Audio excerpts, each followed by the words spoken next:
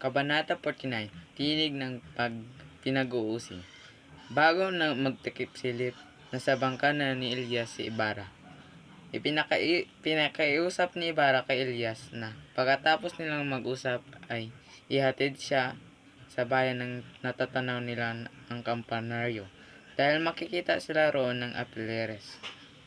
Nagpumilit ang Apileres na ihatid o sunduin si Ibarra sa pupuntahan nito, ngunit tumanggi ang binata. Nag-aalala si Ibarra na mamumuka ng Apileres si Elias na siyang humahatak sa opisyal na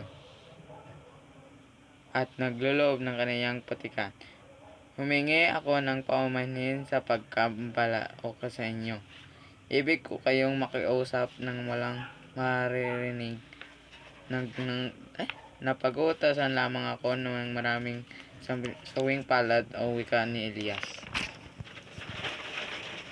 Sinabi ng piloto ang nag-uusap nila ng puno ng tulisan, ngunit wala siyang bumanggit na pagbabanta o pag-aalinlangan nito. Humihiling sila ng pagbabago, pamalakad ng kura at Guardia Civil.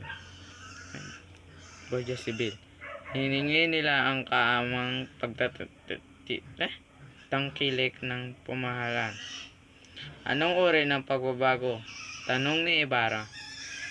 Pangalang po ang karangalan ng tao. Sa kanilang katiwasayan, pagbabawas ng sandata at kapangyarihan ng mga Guardia Civil.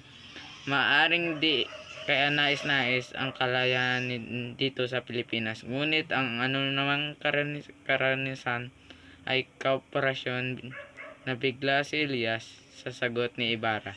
Naniwala ba kayo sa paggawa ng mabuti?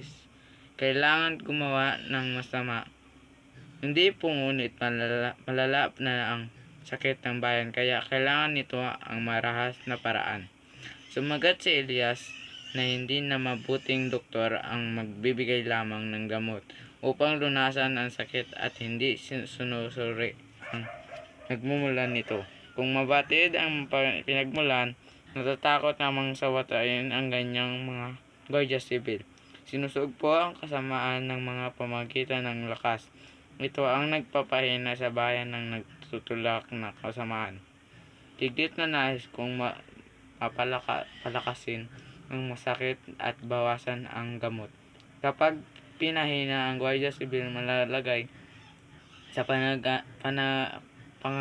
ang kalagayan ng bayan, tugon ni Ibarra.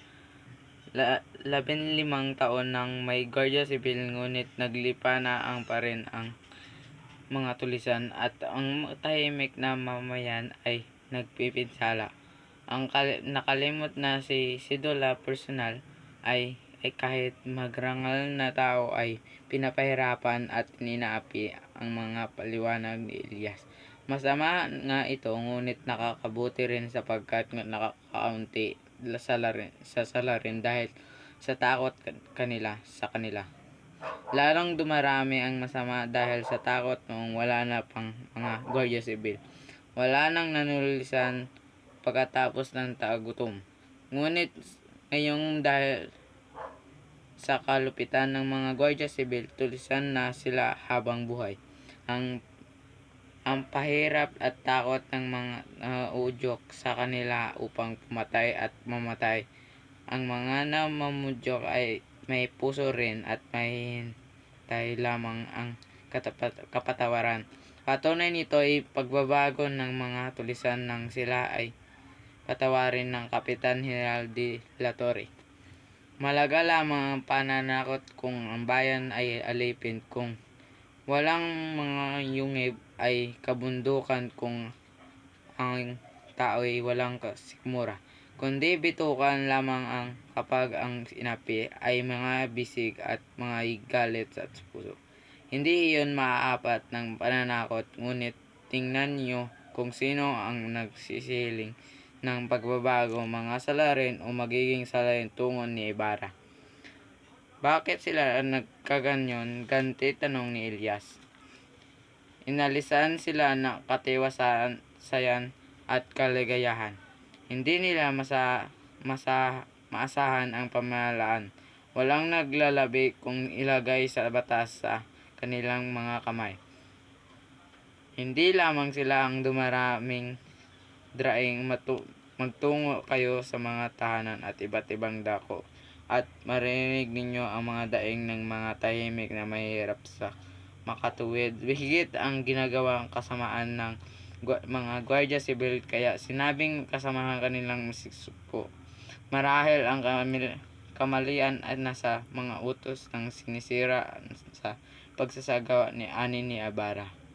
Sa Espanya, ang mga Guardia Civil ay matapat. Sa kanilang tungkulin ay hayaan nyo pag-aralan ko ang bagay na ito, at kapag may katuwiran kayo'y susulutan ko. Ang mga kaibigan ng mga Madrid, samantala kailangan ang mga Guardia Civil upang igalang ang mga pamahalaan kapag ang kapangyarihan ng batas. Tapos na.